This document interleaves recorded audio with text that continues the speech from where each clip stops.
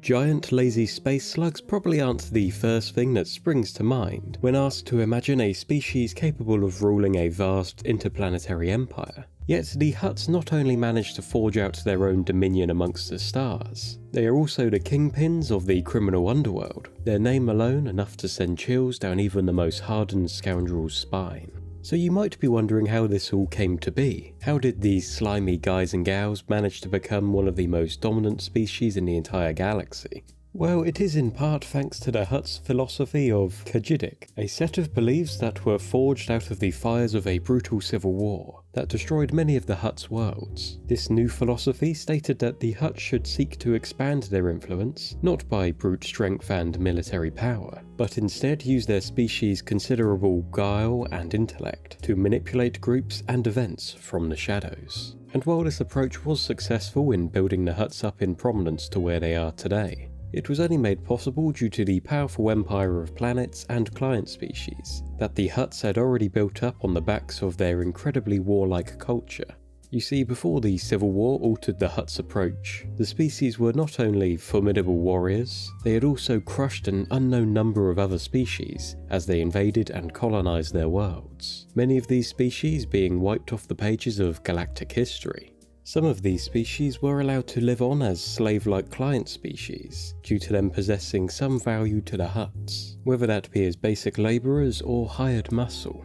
So by this point you're probably thinking, alright, I get it, they're not just slimy oversized beanbag chairs, but how do they actually fight? Because their stubby arms, slow movement and lack of agility don't really stand them out as galaxy conquerors like the Yuzang Vong. Well, for starters, the Hutts we're used to seeing on film and TV are far from the prime fighting stock of the Hutts. They are older Hutts at the top of the food chain, those that have fully embraced the philosophy of Khajidik, and as a result they indulge themselves in all the decadent pleasures of their life, brought to them by this philosophy. Younger Hutts, and those that have not given themselves over to a life of endless pleasure, tend to be impressive in physique and formidable in combat, as exemplified by Gracchus, a crime boss of Nar Shaddaa, possessing incredible strength as seen when he knocks out Luke Skywalker with a single punch.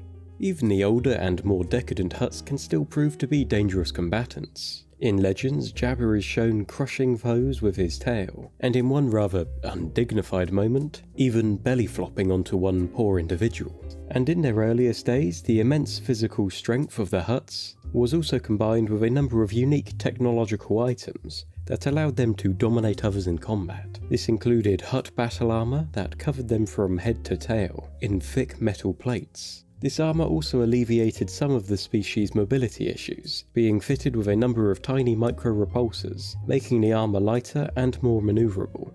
The battle armour also made the Hutts an even more dangerous foe on the battlefield, strapping 2 blasters to their wrists and a heavy repeating blaster on their shoulder, to further assist in making the Hutts agile and mobile warriors during this period. The species also made extensive use of mobility assisting devices, such as treads, wheels, and metal legs, all attached to their slug-like underside, something that has continued well into the time of the First Order. Now, most of the info we've just discussed came courtesy of the old Star Wars Legends material, but some newer Disney canon material has given us a glimpse at how established Hutt cartels went to war during the time of the High Republic, when the Jedi Order and the Hutt cartel, led by Mayaga the Merciless, teamed up to fight the carnivorous sentient plant hive mind, the Drengir. This more modern Hutt army featured squads of battle-ready war rancor, ridden by trained warriors, armies of enforcers from the Hutt's various client species, and the armoured Hutts themselves riding into battle on their floating war dais, blasting enemies with their beam gauntlets. What are your thoughts on a battle-ready Hutt? Do you think you could take one on? Let me know down in the comments and make sure to subscribe for more lore. Thanks for watching, catch you next time.